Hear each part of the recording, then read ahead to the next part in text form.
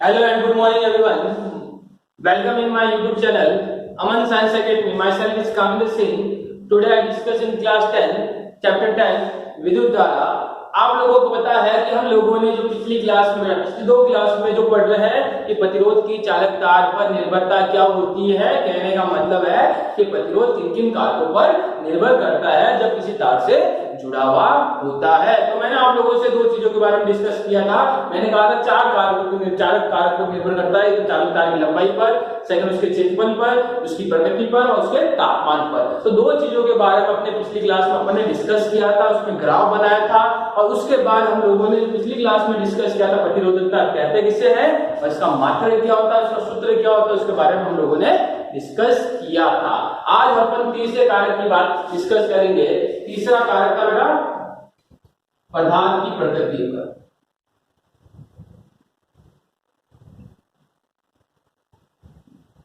ये बेटा ध्यान से सुनना, वही टॉपिक चल रहा है कि प्रतिरोध की चालक तार पर निर्भरता। तो कहने का मतलब क्या है बेटा, तो मैं जो कुछ पॉइंट बोल रहा हूं ध्यान से सुनिएगा। मैं कुछ पॉइंट लिख देता जो मैंने बोर्ड पे लिख दिया बेटा, समझाने के लिए, आप लोगों को समझाने के लिए बोर्ड पे लिखा है।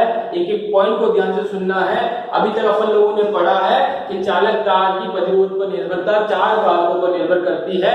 एक अपन ने पढ़ा था क्या बेटा, एक तो सबसे पहले चालक तार की लंबाई पर, दूसरा पढ़ा था उसकी चौड़ाई पर या अनुप्रस्थ काट क्षेत्रफल पर, और मैंने कहा था तीसरा कारक का पदार्थ की प्रकृति पर, यानी वो तार किसका बना हुआ है। देखो बेटा हर तार में अलग अलग प्रकार का प्रतिरोध होता है। हर तार में तापमान का मान भी क्या होगा बेटा, अलग अलग होता है। तो तार कैसा है, सोने का है, चांदी का है, लोहे का है, निकल का है, क्रोमियम का है, मैग्नीज का है, आयरन का है, किस धातु का तार बना हुआ है। तो सबकी प्रकृति का बेटा समान नहीं होती। बात समझ में आ गई बेटा। तो उसी चीज के बारे में अपन पढ़ेंगे। तो तीसरा कारक मैंने लिया है कि प्रतिरोध की चालक तार पर निर्भरता है और किसकी, पदार्थ की प्रकृति पर। बेटा इसमें याद रखना लास्ट के जो 3 पॉइंट लिखे हैं, क्वेश्चन आया हुआ है काफी बार, मैं बार बार बोल रहा हूं, अर्धवार्षिक के जो पेपर में है इनमें काफी बार ये 3 क्वेश्चन जो लास्ट के 3 पॉइंट मैंने लिखे हैं मोस्ट इंपोर्टेंट है। तो ध्यान से सुनिएगा, तीनों पॉइंट मोस्ट इंपोर्टेंट है, लास्ट के जो मैंने इंपोर्टेंट डाल के लिखे हैं। अगली बात समझ में बेटा। चलो अपन पढ़ते हैं कि पदार्थ की प्रकृति। पदार्थ की प्रकृति में मैं बार बार कह रहा हूं कि तार किस चीज का बना हुआ है, सोने का, चांदी का, लोहे का, एल्यूमिनियम का, सिलिकॉन का, किस धातु का बना है। उससे पहले आप लोगों को मैं बता देता हूं 3 चीजें होती है, धातु, अधातु, उपधातु। पढ़ा होगा।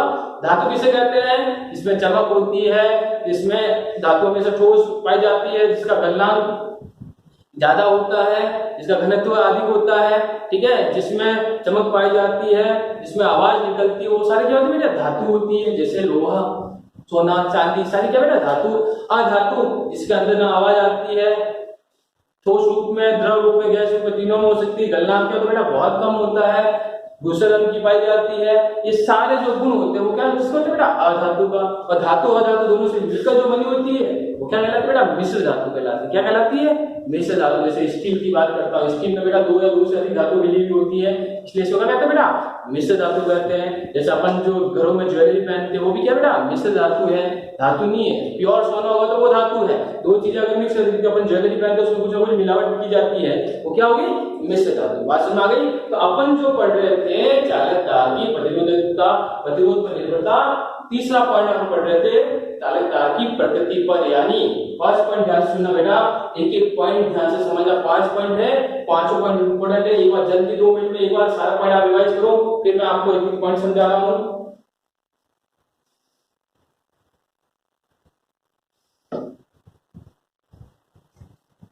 बेटा चलो स्टार्ट करते हैं कि चालक तार की प्रकृति पर। पहला पॉइंट क्या कहता है बेटा, कुछ धातु, ध्यान से सुनो बेटा, कुछ धातु जैसे चांदी, सोना, तांबा आदि का जो तापमान है बेटा बढ़ाने पर प्रतिरोध भी क्या होता है, बढ़ता है। कहने का मतलब है कि अगर, ध्यान से सुनना बेटा, कि अगर मैंने प्रतिरोध को किससे जोड़ दिया बेटा, सोने के तार से, चांदी के तार से या तांबे के तार से जोड़ दिया। ध्यान से सुनना बेटा, तार किसी का भी बन सकता, लोहे का भी बन सकता, सोने का, चांदी का, किसी का तार बन सकता, आपको पता है। तो मैं क्या कर रहा हूं बेटा, ध्यान से सुनना, कुछ धातु, सब धातु की बात नहीं कर रहा हूं बेटा, सब धातु की बात नहीं कर रहा हूं, कुछ धातु।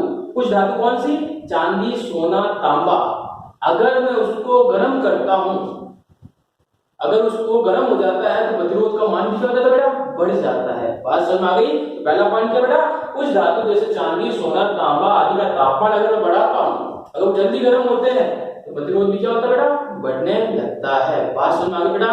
कुछ धातु की बात की है मैंने, कहने का मतलब क्या है, फर्स्ट पॉइंट कि कुछ धातु जैसे सोना, चांदी, तांबा आदि का अगर तापमान बढ़ता है तो प्रतिरोध भी क्या होता है बेटा, बढ़ता है। बात समझ में आ गई। कुछ धातु जैसे सोना, चांदी, तांबा टेम्परेचर बढ़ेगा तो प्रतिरोध भी बढ़ेगा, फर्स्ट पॉइंट। सेकंड पॉइंट, मिश्र धातु। मिश्र धातु मैंने कहा जो दो या दो से अधिक धातु से मिलकर बनी होती है।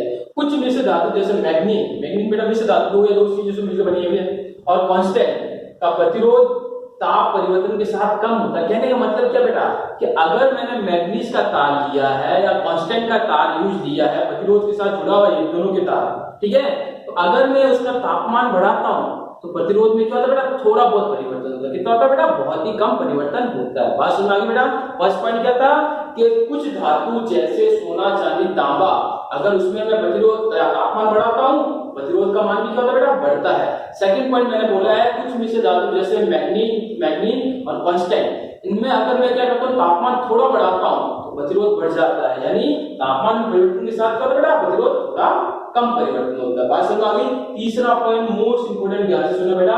कुछ धातु जैसे सिलिकॉन, जर्मेनियम जिनका ताप बढ़ाता हूं, जिनका बेटा क्या करता हूं, ताप बढ़ाता हूं, प्रतिरोध क्या होता है बेटा, घटता है।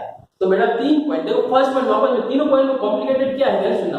कि एक बढ़ा है दूसरा कम हो रहा है, कौन सा बढ़ रहा है कौन सा कम हो रहा है, ध्यान सुनना। मैंने कहा कुछ धातु जैसे सोना, चांदी और तांबा है, अगर उसमें प्रतिरोध तापमान बढ़ता है तो प्रतिरोध भी क्या होता है बेटा, बढ़ता है। सेकंड पॉइंट मैंने क्या बोला बेटा, कुछ मिश्र धातु जैसे मैग्नीन, कांस्टेंट अगर प्रतिरोध ताप में परिवर्तन करता हूं, तापमान बढ़ाता हूं तो प्रतिरोध में थोड़ा बहुत परिवर्तन होता है। तीसरी बात मैंने क्या बोली बेटा, कुछ धातु जैसे सिलिकॉन, जर्मेनियम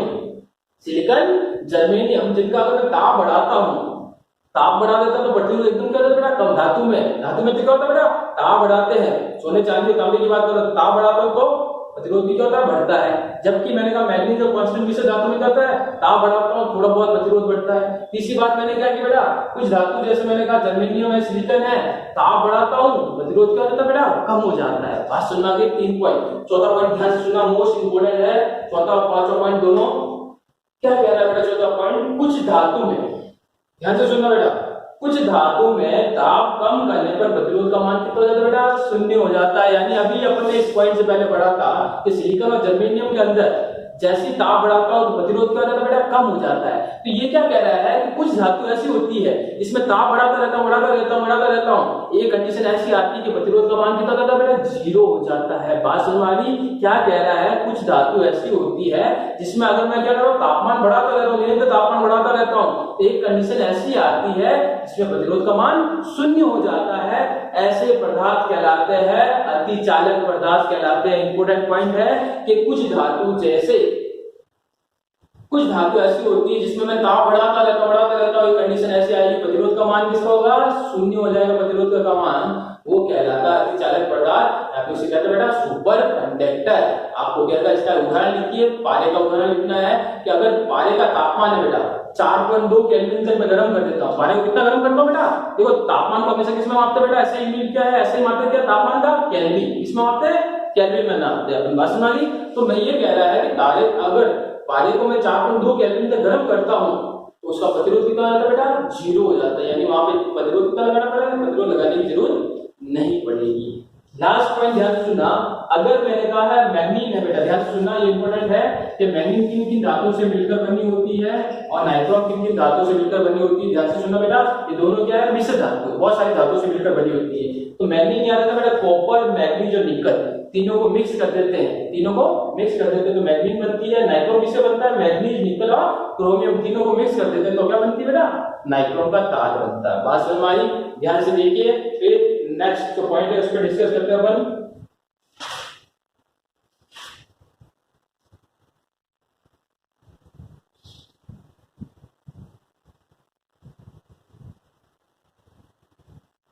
ओके, चलो फोर्थ पॉइंट पर डिस्कस करते हैं।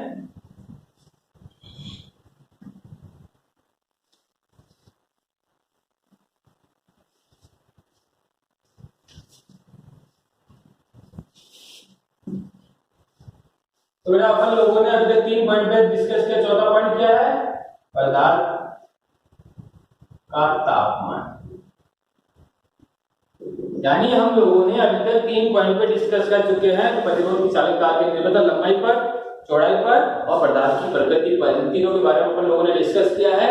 जो चौथा है वो अपन बात करेंगे इस पर बेटा, पदार्थ के तापमान पर। बात सुना बेटा, 2 पॉइंट पे ध्यान से सुनना बेटा। इसमें 2 पॉइंट क्या है, ध्यान से सुनना कि चांदी तांबा सोना, चांदी तांबा सोना एल्यूमिनियम, ध्यान से सुनना बेटा, एल्यूमिनियम पदार्थ का प्रतिरोध का मान, प्रतिरोध का मान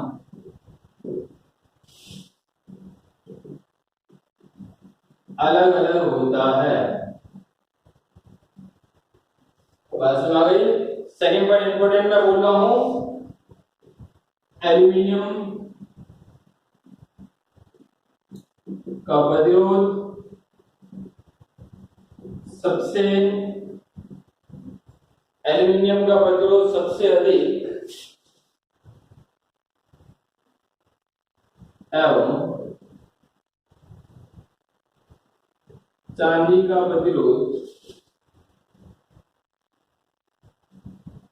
सबसे कम होती है। बात समझ में बेटा, इसलिए चांदी विद्युत की सबसे अच्छी चालक धातु है। बेटा आप लोगों ने 3 पॉइंट पर डिस्कस किया, तो 14 पॉइंट है कि पदार्थ के तापमान पर। ध्यान से सुनिएगा, मैं बात कर रहा हूं पदार्थ के तापमान पर, प्रतिरोध के तापमान पर। बेटा ध्यान से सुनना, तो मैंने पिछला पॉइंट बोल दिया, सॉरी, इस चीज में डिस्कस करना चाहता हूं। तो पिछला मैंने आपको पॉइंट करवाया था, वो था पदार्थ के तापमान पर, ठीक है। और हेडिंग थोड़ी मिस्टेक हो गई थी, तो ध्यान रखिएगा। तो तीसरा पॉइंट मैंने कराया था बेटा पदार्थ के तापमान पे, और ये अपन बात कर रहे हैं पदार्थ की प्रकृति पे, ठीक है बेटा। हेडिंग मिस्टेक हुई बेटा, वो ध्यान रखिएगा बेटा, ठीक है। अपन ने जो पिछला पॉइंट किया था वो किसके बारे में किया था, पदार्थ के तापमान पे। बात समझ में, पिछला पॉइंट अभी जो पढ़ा था नेक्स्ट पिछले कुछ मिनटों में, तो वो क्या था, पदार्थ के तापमान पे पढ़ा था बेटा, ठीक है। ध्यान रखिएगा, हेडिंग मिस्टेक हुई है वहां पे। अब जो चौथा पॉइंट अपन पढ़ रहे बेटा, पदार्थ की प्रकृति पर। पदार्थ की प्रकृति यानी वो किस चीज का बना हुआ है। तो बेटा याद रखना कि सबसे अच्छा, कि अपने अगर घरों के अंदर विद्युत कोई भी तार जोड़ना है, तो सबसे अच्छा तार कौन सा होता है बेटा, चांदी होता है। कौन सा होता है बेटा, सोना होता है। पहले तो क्या होता है बेटा, सोना होता है, सोने के बाद क्या आता है, चांदी आता है। लेकिन इसका उपयोग अपन कर नहीं सकते। क्यों नहीं कर सकते, अगर मैं कह रहा हूं सभी तार सोने चांदी के हुए, तो सब लोग इसको क्या करते हैं बेटा, चुराकर ले जाएंगे। इसलिए क्या करते हैं, सोने चांदी के तार और उपयोग नहीं करते। और सेकंड कारण क्या है, क्योंकि इसके तार जो होते हैं बेटा, सोने चांदी के होते हैं, बहुत महंगे होते हैं, इसलिए इसका उपयोग नहीं करते। सबसे अच्छा पदार्थ होता है जो विद्युत का, तारों के लिए सबसे अच्छा जो पदार्थ माना गया है वो क्या माना गया बेटा, चांदी। लेकिन अपन चांदी का उपयोग नहीं कर सकते क्योंकि महंगा होता है। इसकी जगह अपन क्या करते हैं बेटा, एल्यूमिनियम यूज करते हैं। एल्यूमिनियम या फिर तांबे का तार यूज करते हैं। घरों में जो भी तार होते हैं वो किसको होते हैं, एल्यूमिनियम के या फिर तांबे के होते हैं। तो अपन जो चौथा पॉइंट डिस्कस कर रहे हैं बेटा, पदार्थ की प्रकृति पर, 2 पॉइंट ही है। दूसरा पॉइंट मोस्ट इंपोर्टेंट है, तो बेटा याद रखना, चांदी तांबा सोना एल्यूमिनियम जो अलग अलग धातु, उन सबका प्रतिरोध भी क्या होता है बेटा, अलग अलग होता है। पहली बात, एल्यूमिनियम का प्रतिरोध बेटा क्या होता है, सबसे कम होता है। यानी कहने का मतलब है एल्यूमिनियम का प्रतिरोध क्या होता है बेटा, बहुत कम होता है। इसलिए धारा उसमें क्या जाती है, धारा क्या जाती है, अधिक जाती है। एल्यूमिनियम का प्रतिरोध कम होता है, धारा क्या जाती है बेटा, अधिक जाती है। कैसे, देखो ध्यान सुनना, अपन ने पढ़ा आई की वैल्यू क्या होता है, V/R पढ़ा था। अब देखो इस पॉइंट का मतलब समझा रहा हूं बेटा, इस पॉइंट का मतलब समझा रहा हूं। एल्यूमिनियम का प्रतिरोध सबसे अधिक होता है।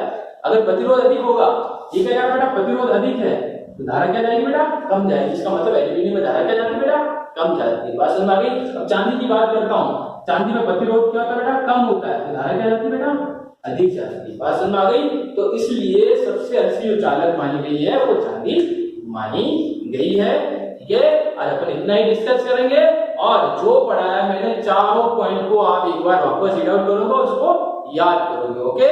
तो घर रहिए और पढ़ते रहिए। Thank you everyone.